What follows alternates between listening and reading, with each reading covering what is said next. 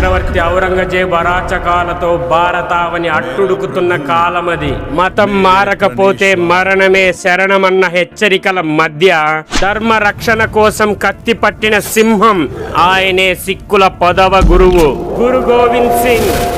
సామాన్యులను సైనికులుగా మార్చి ఒక్కో సిక్కు 1,50,000 మందితో పోరాడగలడు అని నిరూపించిన మహావీరుడు. ధర్మ యుద్ధంలో తన కళ్ళ ముందే తన కుమారులు అజిత్ సింగ్, జరూర్ సింగ్ వీర మరణం పొందిన చెమర్చని కళ్ళతో దేశం కోసం వారిని సాగనంపిన త్యాగధనుడు. కానీ మొఘలుల క్రూరత్వం అక్కడితో ఆగలేదు. ఆయన చిన్న కుమారులు ఫతే సింగ్, జోరావర్ సింగ్లను బందీలుగా పట్టుకొని మతం మారమని చిత్రహింసలు పెట్టారు.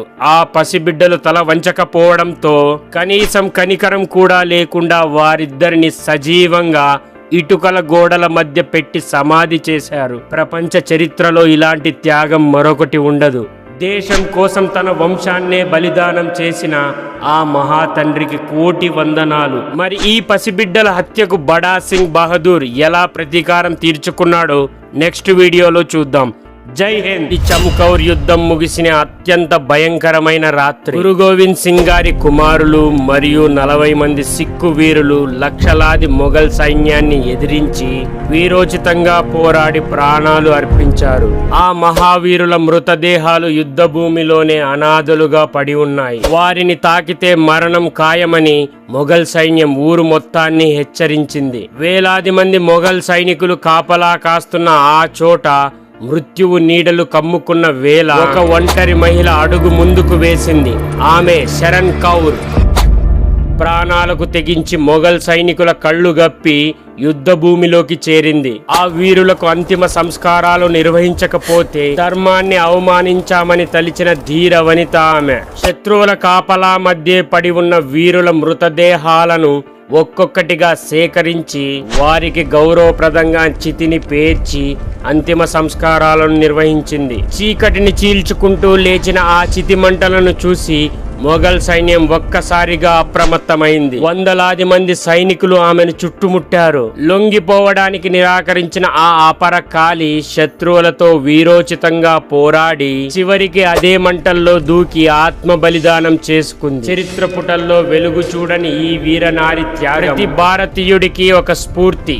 ఈ వీడియోని షేర్ చేసి ఆ తల్లి సాహసాన్ని అందరికీ తెలియజేయండి. గురు గోవింద్ సింగ్ బిడ్డలను గోడలో పెట్టి సజీవ సమాధి చేసిన మొఘలుల క్రూరత్వానికి కాలమే సాక్షిగా ఒక ప్రళయం ఉదయించింది. ఆ ప్రళయమే బడా సింగ్ బహదూర్.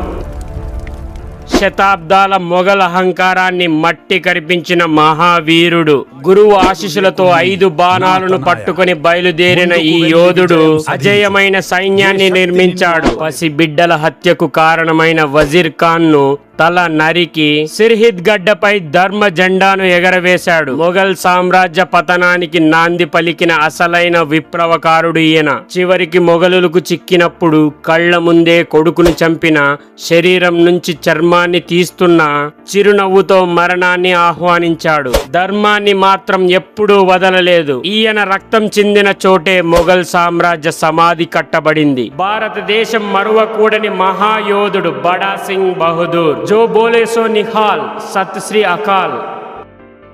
ప్రపంచాన్ని గడగడలాడించిన ఆఫ్ఘన్లకే ముచ్చమటలు పట్టించిన ఏకైక భారతీయ మహావీరుడు ఎవరో మీకు తెలుసా?